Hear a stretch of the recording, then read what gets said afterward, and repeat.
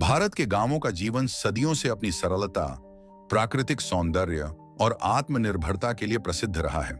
पुराने समय के गांवों में लोग मिलजुल कर रहते थे। आपसी प्रेम और सहयोग का भाव था। तकनीकी विकास और आधुनिकता से दूर गांवों की जीवन शैली पूरी तरह से प्रकृति पर निर्भर थी। यह कहानी आपको एक ऐसे गांव की सैर कराएगी जहां हर सुबह पक्षियों की चहचहाहट और हल जोतने की आवाज से दिन की शुरुआत होती थी। अध्याय 1। गांव की सुबह सूरज की पहली किरण खेतों में खिली ओस की बूंदों पर पड़ती तो ऐसा लगता मानो धरती ने मोतियों की चादर ओढ़ रखी हो। गांव के बुजुर्ग लोग नदी किनारे या पीपल के पेड़ के नीचे इकट्ठा होकर रामायण या महाभारत की कहानियां सुनते। महिलाएं घरों के सामने झाड़ू लगाकर आंगन को लीपती और तुलसी के पौधे को जल चढ़ाती। गांव की गोरैया चहचहाने लगती और बच्चे स्कूल जाने की तैयारी में जुट जाते। गांव का वातावरण हमेशा ताजगी से भरा रहता। किसान हल लेकर अपने खेतों की ओर जाते, बैलगाड़ियों की खड़खड़ाहट गांव की गलियों में गूंजती और कुम्हार अपने चाक पर मिट्टी के बर्तन बनाने में व्यस्त हो जाते। हल्की ठंडी हवा के झोंके और खेतों में बहते नहर के पानी की आवाज पूरे माहौल को संगीतमय बना देती थी। अध्याय 2। सामूहिकता और सहयोग। पुराने समय के गांवों में आपसी भाईचारा सबसे महत्वपूर्ण था। यदि किसी के घर कोई समस्या आती तो पूरा गांव उसकी मदद के लिए खड़ा हो जाता। शादी ब्याह के समय पूरा गांव एक परिवार की तरह जुटता। महिलाएं हल्दी, मेहंदी और शादी के गीत गाती तो पुरुष सामूहिक रूप से मंडप और भोजन की व्यवस्था संभालते। किसानों के लिए सबसे बड़ा त्योहार कटाई का समय होता था। जब फसल पककर तैयार होती तो पूरा गांव मिलकर कटाई करता। बैलों से जुते हल खेतों में चलते और हर ओर हरियाली छा जाती।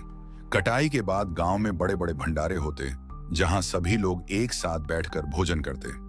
अध्याय 3। गांव का मेलों और तीज त्योहारों का रंग। गांव में तीज त्योहारों का अलग ही उत्साह होता था। होली, दिवाली, मकर संक्रांति और बैसाखी जैसे त्योहार पूरे गांव को एकजुट कर देते।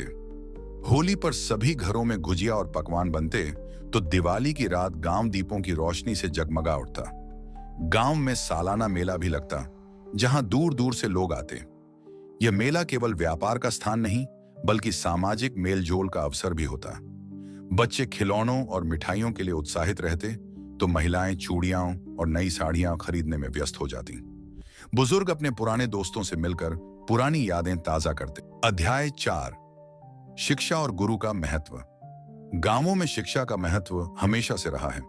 पुराने जमाने में गुरुकुल प्रणाली थी जहां विद्यार्थी पेड़ों की छांव में बैठकर वेद और शास्त्रों का अध्ययन करते। गांव के स्कूलों में शिक्षक केवल ज्ञान ही नहीं बल्कि नैतिकता और अनुशासन भी सिखाते थे। गुरु की आज्ञा को सर्वोपरि माना जाता। विद्यार्थी सुबह शाम पढ़ाई के बाद गुरु दक्षिणा में अपने गुरुओं की सेवा करते। शिक्षा केवल किताबों तक सीमित नहीं थी बल्कि व्यवहारिक ज्ञान भी दिया जाता था, जैसे खेती, पशुपालन, व्यापार और हस्तशिल्प। अध्याय 5। पारंपरिक पेशे और कारीगरी। गांवों की अर्थव्यवस्था मुख्य रूप से कृषि पर आधारित थी, लेकिन हर गांव में अलग अलग कारीगर भी होते थे। कुम्हार मिट्टी के बर्तन बनाते, लोहार हल और दरांती तैयार करते, बढ़ई लकड़ी के सुंदर सामान बनाते और बुनकर कपड़े तैयार करते। गांव की महिलाएं चरखा चलाकर सूत काटती और हाथ से बने कपड़े तैयार करती। दूध, दही और घी का कारोबार गांवों में खूब चलता था।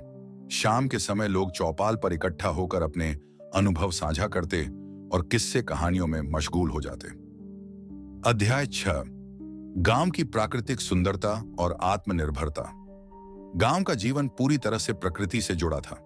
कुएं, तालाब और नहरें ही जल का मुख्य स्रोत थे। लोग बारिश के पानी को संजो कर रखते और जल संरक्षण का महत्व समझते थे। गांवों में आम, नीम और पीपल के बड़े बड़े पेड़ होते जो गर्मी में शीतलता देते और कई आयुर्वेदिक गुणों से भरपूर होते। गाय भैंसों के दूध से घी, मट्ठा और पनीर बनाया जाता। हर घर में तुलसी, नीम और हल्दी जैसी औषधीय जड़ी बूटियां होती। लोग घरेलू नुस्खों से ही छोटी मोटी बीमारियों का इलाज कर लेते थे। अध्याय 7। आधुनिकता और गांव का बदलता स्वरूप। समय बदला, तकनीकी प्रगति हुई और गांवों की तस्वीर भी बदलने लगी। पहले जहां बैलगाड़ी चलती थी वहां अब ट्रैक्टर आ गए। मिट्टी के घरों की जगह पक्के मकान बन गए। गांवों में बिजली आई, मोबाइल फोन और इंटरनेट का दौर शुरू हुआ। लेकिन इसके साथ ही गांवों की पुरानी संस्कृति और आपसी मेलजोल में कमी आने लगी। आज के गांवों में पहले जैसी आत्मनिर्भरता नहीं रही।